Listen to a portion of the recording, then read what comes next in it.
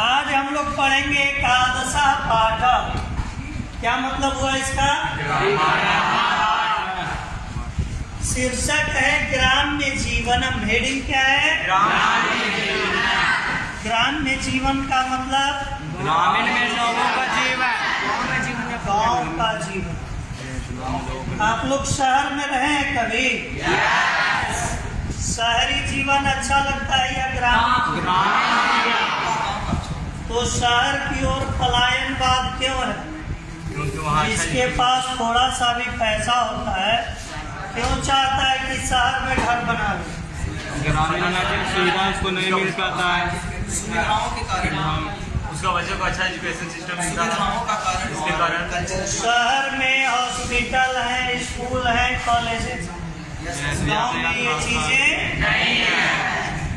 लेकिन गांव में क्या है? हरियाली, गांव में हरियाली है, गांव में खुशहाली है, गांव की आबो हवा स्वच्छ है, तरोताजा। शहर में पैसे हैं, गांव में स्वास्थ्य है ना। तो हमें देखना यह है कि गांव का जीवन जिए या शहर।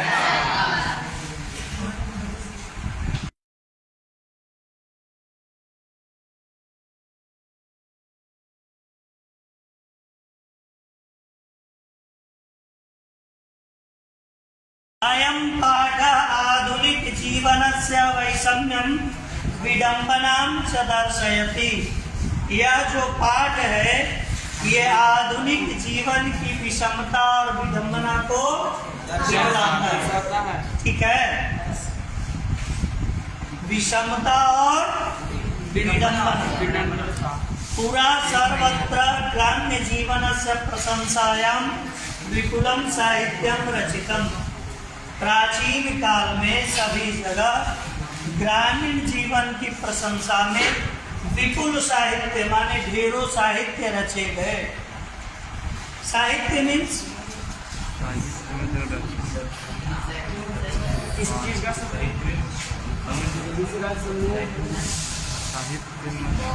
नीति। ढेरों साहित्य रचे गए। इसमें साहित्य शब्द का क्या मतलब है? जो पुस्तक की रचना की गई है उस है सही रचना की गई हो। साहित्य क्या है? कथा, कविताएं, उपन्यास, कहानियां, ये सभी जो रचनाएं होती है। जैसे प्रेमचंद ने क्या लिखा? गबन, गोदान, है ना। फणीश्वरनाथ रेणु ने क्या लिखा? मैला आंचल। कालिदास ने क्या लिखा? अभिज्ञान शाकुंतलम, मेघदूतम। ये सब किस में आते हैं? साहित्य में आते हैं। ठीक है, कथा, कहानी, उपन्यास, लेख, कविताएं, ये सब किस में आते हैं? साहित्य में।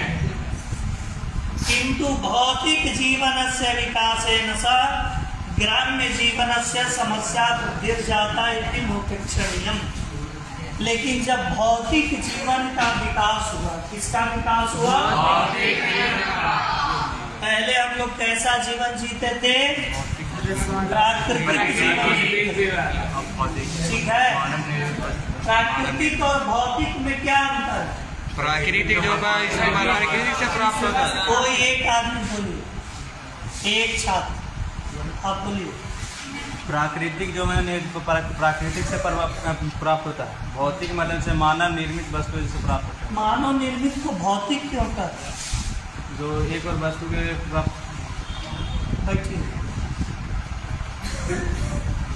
भूत माने प्रेतात्मा। भूत मीन्स प्राणी। अब प्राणियों ने जिसका निर्माण किया वो भौतिक हो गया। समझ गए? और प्रकृति, नेचर, स्वयं जो उत्पन्न हो गया वो प्राकृतिक हो गया। तो हम लोगों की सवारी पहले क्या थी? बैलगाड़ी। घोड़ा गाड़ी, है ना। किसी को इज्जत देना है तो हाथी पे बिठा देंगे, नहीं इज्जत करना है तो घोड़ा पे बिठा देंगे। लेकिन सब कुछ क्या था? प्राकृतिक। अब क्या हो गया? रेलगाड़ी मानव निर्मित भौतिक हो गया सब कुछ। प्राकृतिक का एक फायदा था कि उससे प्रदूषण नहीं होता। अब भौतिक का ये नुकसान है कि इससे प्रदूषण कर। अच्छा, प्राकृतिक जीव जंतुओं को जब हम बनाते थे सवारी, जैसे हाथी के रास्ते में कोई बच्चा आ जाए तो उसको कुचल के पार तब तक तो नहीं होगा जब तक पागल नहीं हो जाए, है ना। बदमाश से बदमाश बैल भी जवान आदमी को उठा के पटक देता, लेकिन बच्चा को, बुजुर्ग को नहीं पटकता। ये उसका अलग मतलब स्वभाव होता है। लेकिन मशीन तो किसी को नहीं समझता, ठीक है ना। तो यही सब प्रॉब्लम है मशीनों का। तो जैसे जैसे भौतिक जीवन का उत्थान हुआ, वैसे वैसे ग्राम्य जीवन की समस्याएं बढ़ती चली गई। नगर जीवनम इव ग्राम्य जीवनम न रोचते तदवासिभ्यों की संपत्ति। शहरी जीवन की तरह ग्रामीण जीवन आजकल शहरी लोगों को तो छोड़ दीजिए, ग्रामीण लोगों को भी अच्छा नहीं लगता। जो वहाँ रह रहे हैं वे भी कहते हैं मजबूरी में रह रहा हूँ, वरना मौका मिले तो मैं भी मुंबई चला जाऊँ, दिल्ली चला जाऊँ, है ना।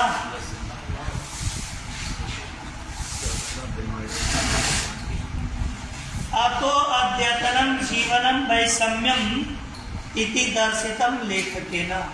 इसलिए लेखक ने आज जो ये जीवन की विषमता है उसको क्या किया?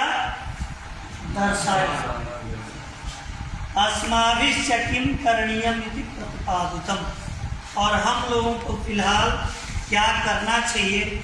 ये पलायनवाद कैसे रुकेगा, शहरीकरण की अंधी दौड़ कैसे समाप्त होगी, इसका रास्ता भी लेखक ने हमें बताया।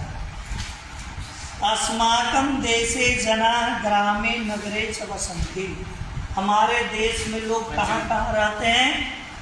गांव में रहते हैं और शहर में। ग्रामे नगरे च वसन्ति। ग्रामाणां संख्या नगरापेक्षया नूनम अधिका वर्तते। गाँव की संख्या शहरों की अपेक्षा में अधिक है। क्या है? अधिक है। नगराणां संख्या तो क्रमशः वर्धते किंतु ग्राम संख्या न तथा वृद्धि लभते। आज शहरों की संख्या तो बढ़ रही है, लेकिन गांव की संख्या नहीं बढ़ पा रही। पहले गांव से 5 लोग बाहर जाते थे, वहाँ पे घर बना लिए, धीरे धीरे उनके बाल बच्चे हुए तो एक नया गांव बस गया, है ना। लेकिन अब ऐसा नहीं हो रहा, नया गांव नहीं बच रहा। और शहर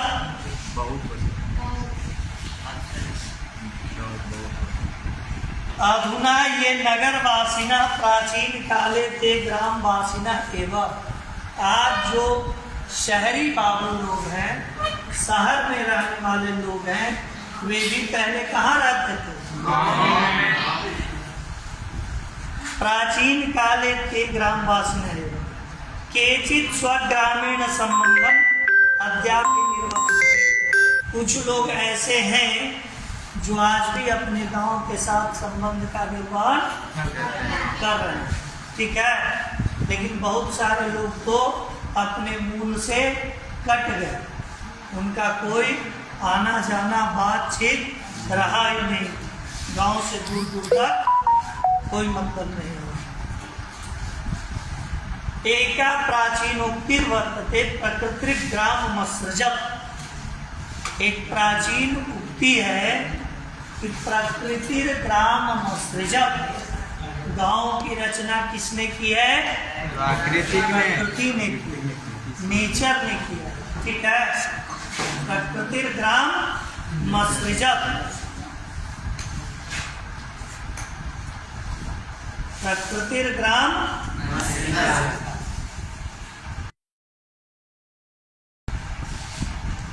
नगरम तु मानवस्य रचनेतु, लेकिन शहर की रचना किसने की? मानव ने, मनुष्यों ने। ठीक है,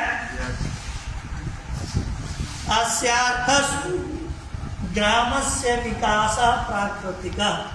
इसका अर्थ ये हुआ कि गांव का विकास नेचुरल प्राकृतिक है।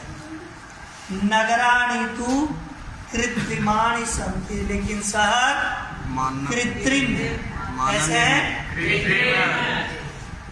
नकली हुआ, गांव असली हुआ और शहर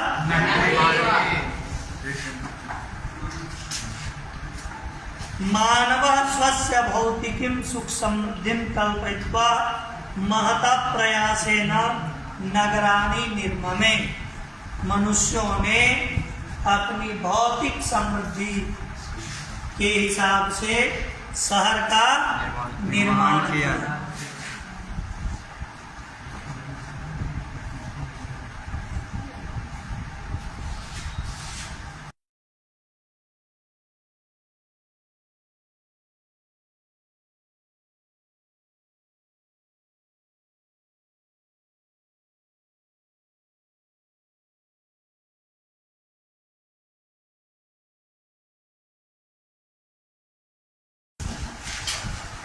मानव स्वस्य भौतिकीं सुख समृद्धिं कल्पयित्वा महता प्रयासेन नगराणि निर्ममे। मनुष्यों ने अपनी भौतिक सुख सुविधा का ख्याल रखते हुए किसका निर्माण किया? शहरों का। भोजनम वसनम आवास चेति तीसरा आवश्यकता मानवस्य वर्तन्ते। एक मनुष्य के रूप में हमारी मूलभूत 3 आवश्यकताएं हैं। कितनी आवश्यकताएं हैं? कौन कौन? भोजन, कपड़ा और मकान। रोटी, कपड़ा और मकान। रोटी मीन्स भोजन, कपड़ा, वस्त्र और आवास। ठीक है। ग्रामे एता न्यूनतमा प्राप्यन्ते इति तत्प्रत्याह जना संतोष प्रधाना। गांव में ये सब प्राप्त होते हैं लेकिन कम प्राप्त होते हैं, इसलिए गांव के लोग कैसे हैं? संतोष प्रधान। गांव के लोग थोड़े में खुश रहने वाले लोग हैं। ठीक है, एक आदमी को कितना कपड़ा चाहिए? बहुत 3 गो। एगो पहन लिए, एगो खींच के पसारल है और एगो प्रेस करके है ना, काफी है इतना। लेकिन हम लोग कितना कपड़ा रखते? क्यों, क्या आवश्यकता है?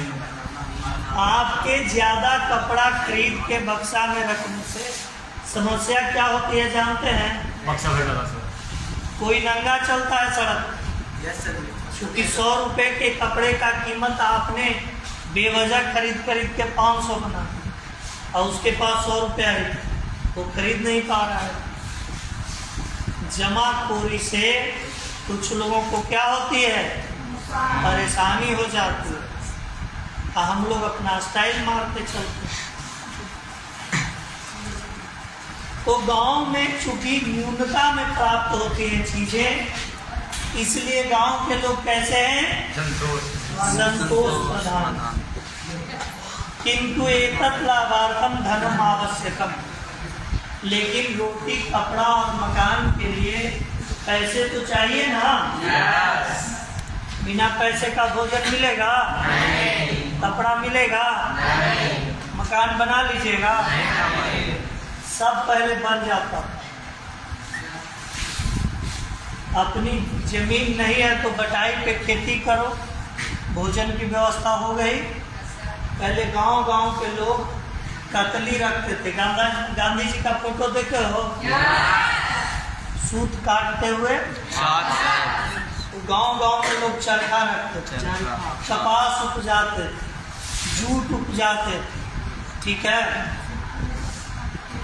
कपड़ा बन गया घर। अब हम लोग पूरी तरह किस पे निर्भर हो, बाजार, घर ही बनाना हुआ, मिट्टी का घर, बांस बल्ली और खपड़ा, घर तैयार हो गया। कपड़ा भी नहीं मिला तो फूस का छप्पर है ना, और घर एसी फेल है उसके आगे। आज भी कितनी भी गर्मी हो, मोटा जो पुराना वाला ही मिट्टी का दीवार है, अब कोठा किया हो, सिर्फ छप्पर वाला नहीं, एक लेन उसको लकड़ी और फट्टी वगैरह दे करके सरकंडा वगैरह और उसको ले दिया जाता था और उसके ऊपर से कपड़े बना दिया जाता। उस मकान में जाकर रहो बिना पंखे का, है ना, मजा आता है ना। आज हम लोग पूर्णतः बाजार पे निर्भर हो और इससे नुकसान हो रहा है प्रकृति का। बुरी तरह से हम लोग प्रकृति को क्या कर रहे हैं, बर्बाद कर रहे हैं। जैसे पहाड़ तोड़ करके ही यही सब ढलाई कंक्रीट ला रहे हैं। पहाड़ों के टूटने से क्या हो, पहाड़ों में बहुत सारी औषधियाँ होती हैं, सीमेंट का तैयार होता है, वो नष्ट हो रही है।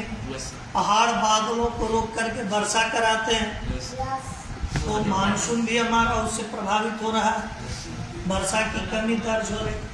अच्छा, जब भूकंप आता है, जमीन के अंदर सेल्स एक दूसरे से टकराते हैं, टूटते हैं, ऐसा ही कुछ होता है तब भूकंप आता है। तो भूकंप की तरंगे जब ऊपर आती हैं तो पहाड़ उसको बैलेंस कर देता है, ठीक है। लेकिन पहाड़ तोड़ रहे हैं तो भूकंप से आपके घर ज्यादा गिरेंगे, क्योंकि उसके तरंग को ऊपर से स्थायित्व देने वाला कोई नहीं रहेगा। अच्छा, मिट्टी का घर, लकड़ी फूस का बना हुआ, मान लो वो घर गिरा दिए, बराबर कर दिए, साल 2 साल बाद फिर से उस पे हल जोत के खेती कर सकते हैं कि नहीं? ये कंक्रीट का घर जब गिरेगा इसके कचरे पर खेती होगी? नहीं हो पाएगा। जमीनें क्या हो जाएंगी, बंजर। प्रदूषण उतना ही होता है ना। सीमेंट वगैरह से जब हम काम करते हैं वायु प्रदूषण होता है, ईंटें पकाते हैं तो वायु प्रदूषण है ना। तो हम लोग प्रकृति को बर्बाद कर रहे हैं। क्या कर रहे हैं, बर्बाद। चलिए सोचिएगा इस पर कि घर मिट्टी का बनाना है या ईंट का बनाना।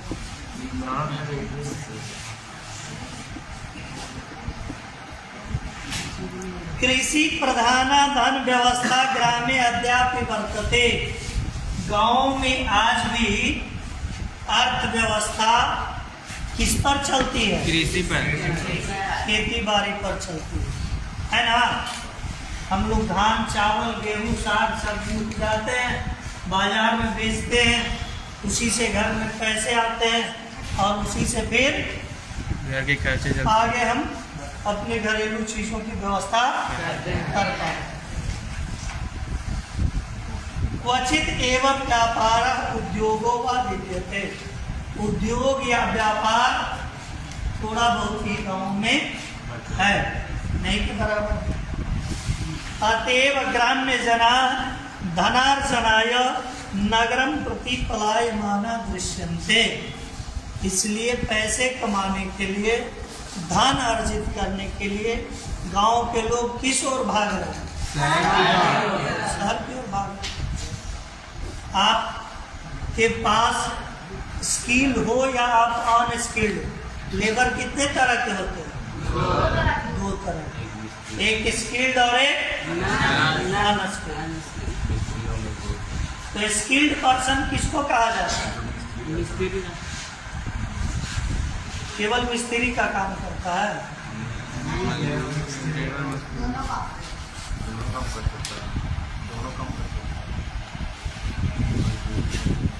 कोई भी काम यस सर जिसमें आप जा रहे हैं, अगर उसके तकनीकी पहलुओं को जानते हैं तो आप एक स्किल्ड पर्सन हैं। जैसे मैं पढ़ा रहा हूँ, तो अगर मैंने पहले ये सीख लिया कि पढ़ाया कैसे जाता है, ठीक है संस्कृत मुझे आता है या इंग्लिश मुझे आता है, गणित मुझे आता है, ये अच्छी बात है, लेकिन गणित पढ़ाते कैसे हैं?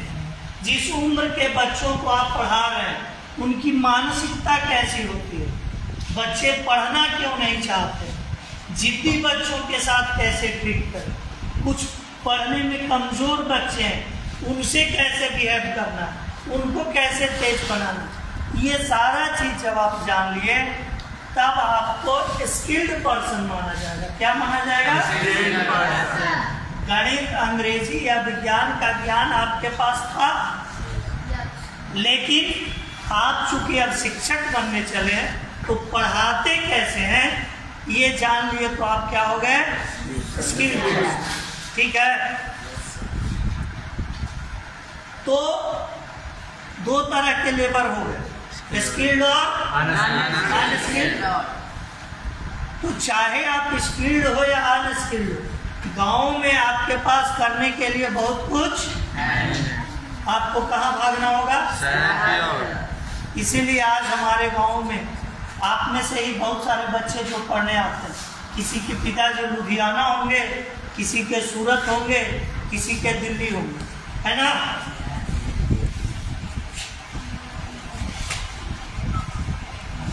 अतएव ग्राम्य जना धनार्जनाय नगरम प्रति पलायमाना दृश्यन्ते। प्राचीन काले ग्राम्य जीवनम बहु सुखमयम बभूव। जबकि प्राचीन काल में स्थितियां ऐसी नहीं थी, गांव के लोग सुखी होते थे। कैसे होते थे? संतुष्टा ग्रामवासिना यदा तदैव नगरम गच्छन्ते स्म। गांव के लोग पूर्णतः संतुष्ट होते थे। कैसे होते थे?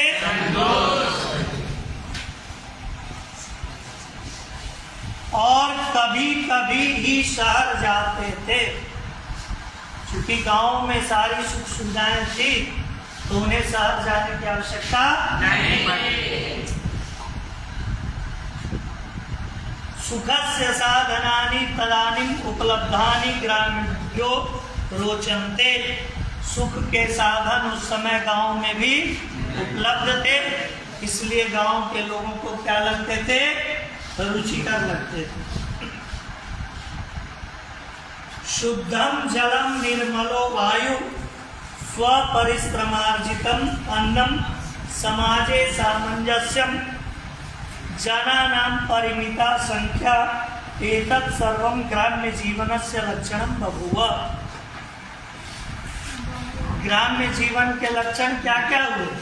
शुद्ध जल, शुद्ध वायु, शुद्धम जलम, पानी कैसा? शुद्ध। गांव में आज भी चापाकल से लोटा में पानी भरो और पी लो, आरओ लगाने की जरूरत नहीं है। पानी जांच कराओ, उसमें आर्सेनिक और ये वो अलबल कुछ नहीं पाया जाता। जबकि शहर का पानी कैसा हो गया है? प्रदूषित हो गया, चूँकि वहाँ बहुत सारे उद्योग धंधे हैं। केमिकल्स का कचरा कहाँ जाता है? जमीन के अंदर जाता है, पानी के साथ अवशोषित होकर अंदर जाके ग्राउंड वाटर को भी क्या कर दिया? प्रदूषित कर। तो आरओ वाटर, आरओ क्या करता है? प्यूरिफायर करता है केमिकल के माध्यम से। तो कचरा को पानी से साफ करता है, लेकिन फायदा वाला चीज को भी साफ कर देता है।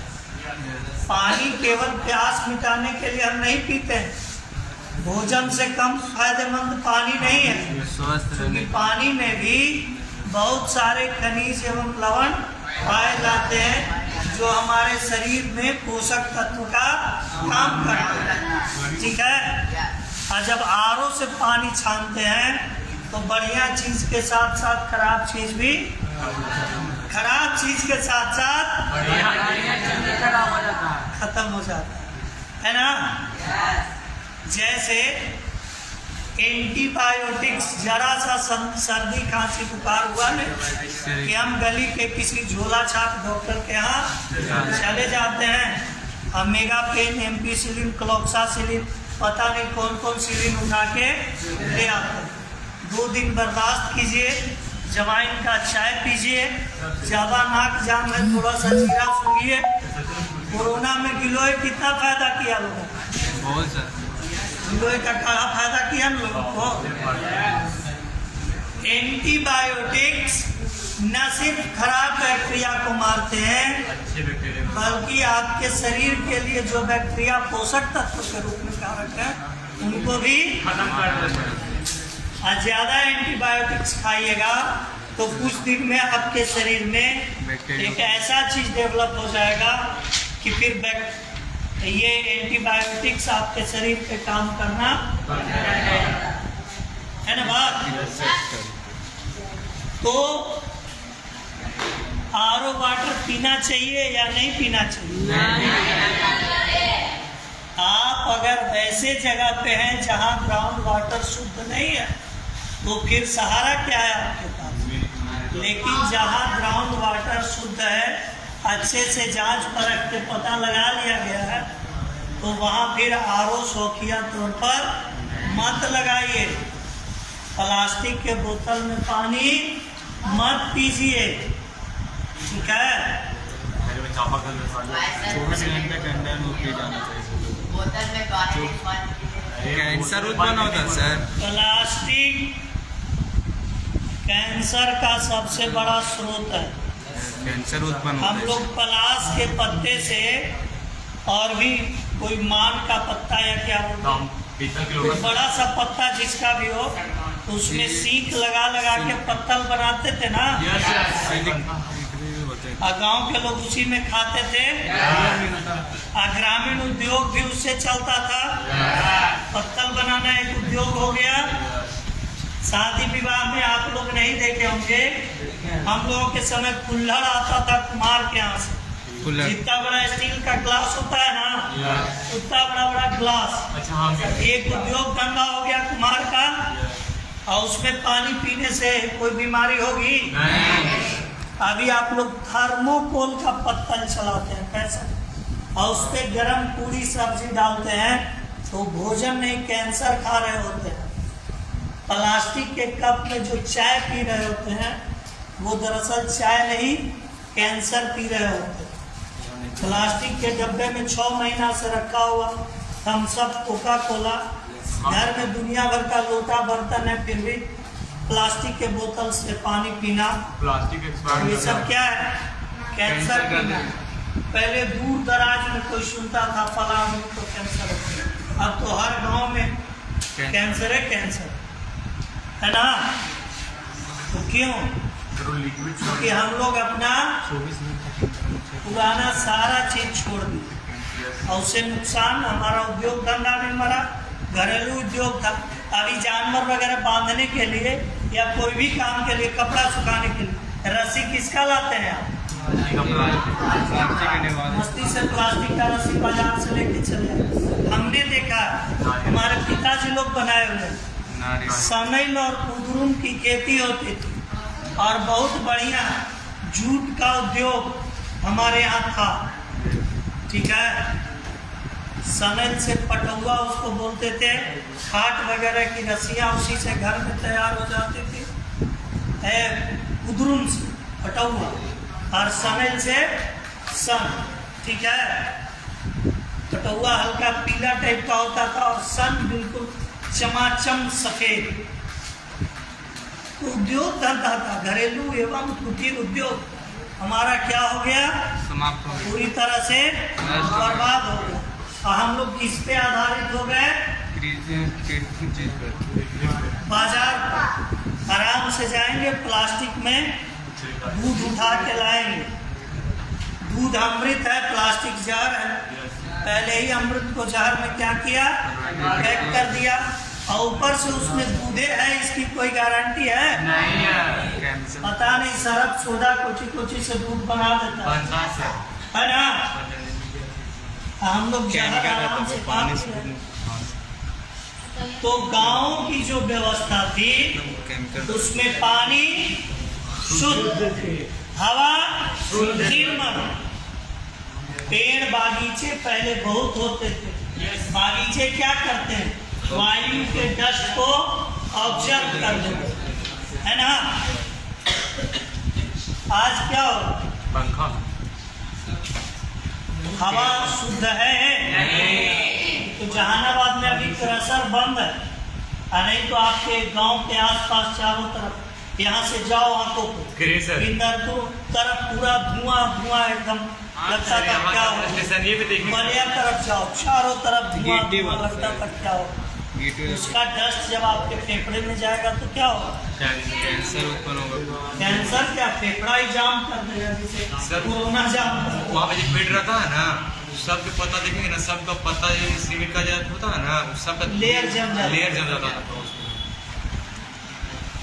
तो गांव में शुद्ध जल, निर्मल वायु, स्व परिश्रमार्जितम अन्नम, अन्न भी लोग जो खाते थे वो प्रदूषित हो गया, खुद से कमाया हुआ अन्न होता था।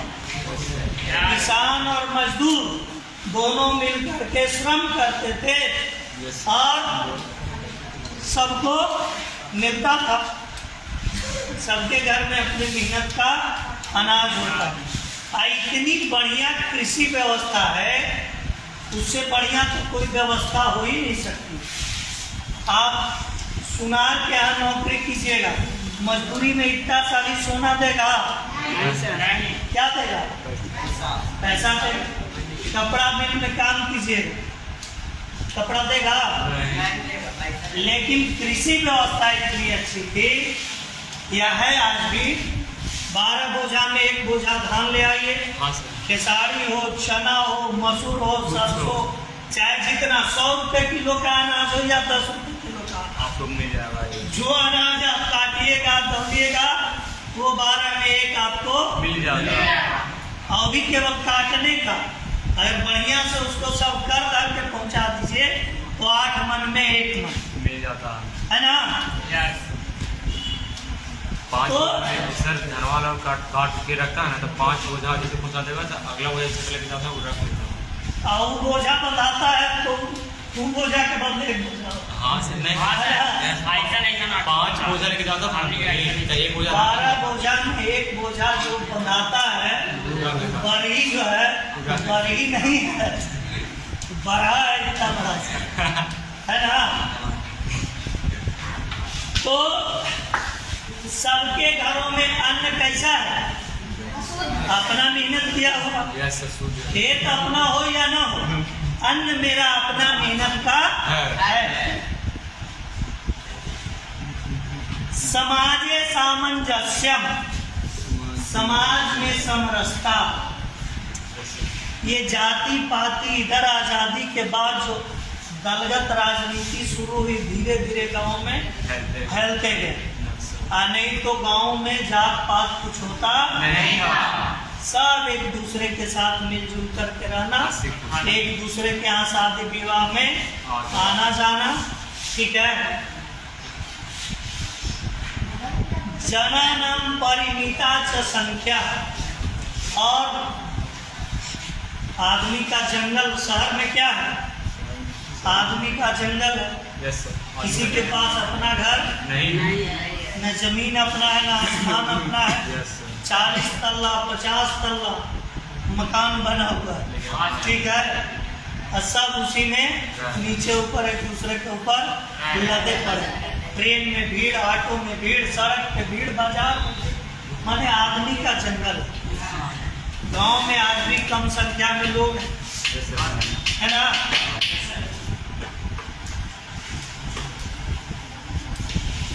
कृत्रिमा भौतिकी संस्कृति भारतस्य ग्रामान् बहुकालं यावत् नास्पृशत्।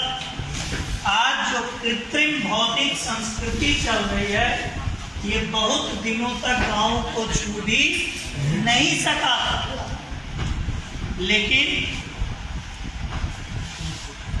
विदेशेषु तु ग्रामेपि वैज्ञानिकी समृद्धि आगता यथा विद्युत प्रवाह। विदेशों में तो अब गांवों और शहरों में कोई बात नहीं रहा। अपने देश में भी अब ऐसा हो रहा है। जैसे मान लो ठीक है तुम्हारे कचनावा में नहीं, लेकिन मखदुमपुर में अच्छा स्कूल खुल गया ना, बीएड कॉलेज भी नेर में है ना, कुछ दिन में आसपास में नर्सिंग कॉलेज भी हो जाएगा, कोई ना कोई आएगा खोल देगा। मखदुमपुर का हॉस्पिटल सरकारी वाला भी बहुत अच्छा भी हो गया, दवा वगैरह सब मिल जाती है। विद्युत प्रवाह, आज कोई ऐसा गांव है जहां बिजली नहीं है ना, तो इसीलिए अब कुछ पलायन कमा है शहर में, ठीक है।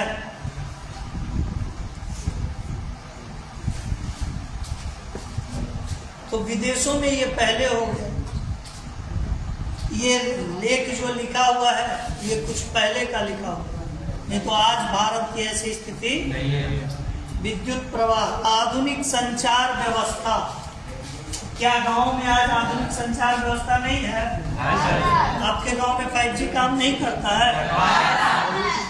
कर रहा है ना? तो उस 5G का लाभ आप कैसे लेते हैं? ऑनलाइन क्लासेस अटेंड करते हैं, अच्छा वीडियो देखते हैं।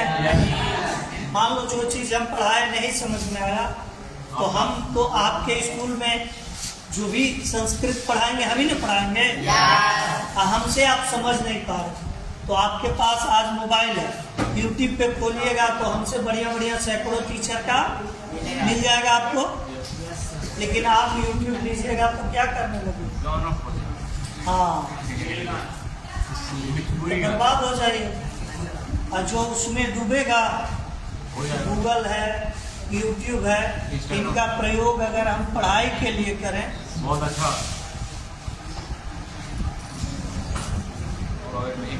ठीक है।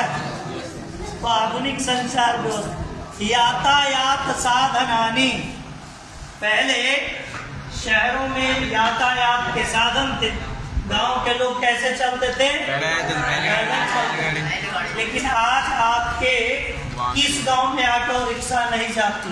सब में जाते हैं। हर गांव से टेम्पो मखदुमपुर के लिए आती है ना? नहीं सर, अभी एक गांव बच रहा है इधर मेन तरफ से, नीचे गांव को पड़ता गांव है ना। अच्छा, चलो छोटा सा गांव होगा, बड़ा कहाँ सर, आसपास तो सड़क नहीं होगी। हाँ बात है, सड़क नहीं होगी।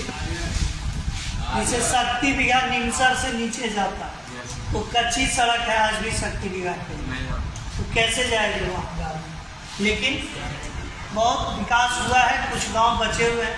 अभी कल ही शायद पेपर में आप लोग पढ़े थे ना, कितना लाख या कितना करोड़ मीटर फिर से सड़कें बनने वाली हैं, 60,000 किलोमीटर, और कैसी सड़कें? ग्रामीण सड़कें।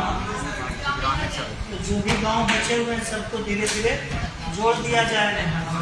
पुल पुलिया बन रही है,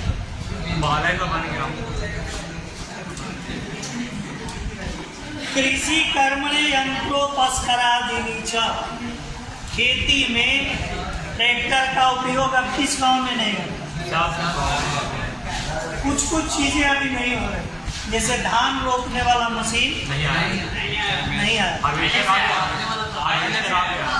काटने वाला ना, रोपने वाला नहीं।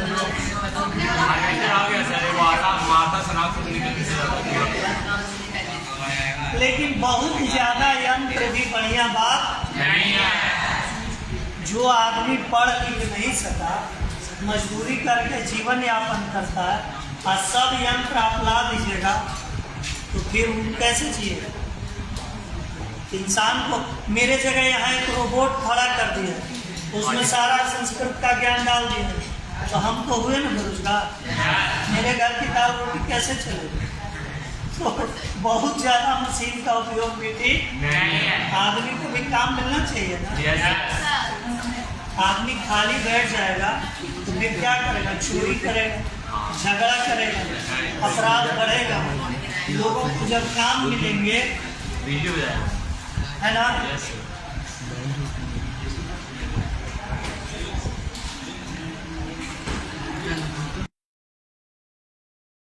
थोड़ा और अपडेट करना चाहिए जो लोग भी किताबें बनाते हैं। नेदम भारतीय ग्रामेषु दृश्यते प्रायः, इनका कहना है कि ये सभी चीज़ें यातायात के साधन या संचार व्यवस्था या फिर विद्युत प्रवाह ये सब गांव में नहीं दिखते हैं, जबकि सच्चाई ये है कि आज गांव में सब कुछ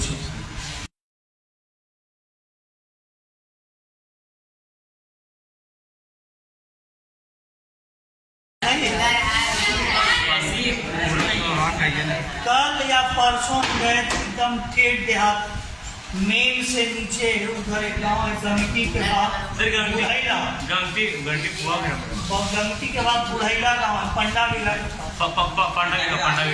वहाँ भी देखे कि AC लगा हुआ है।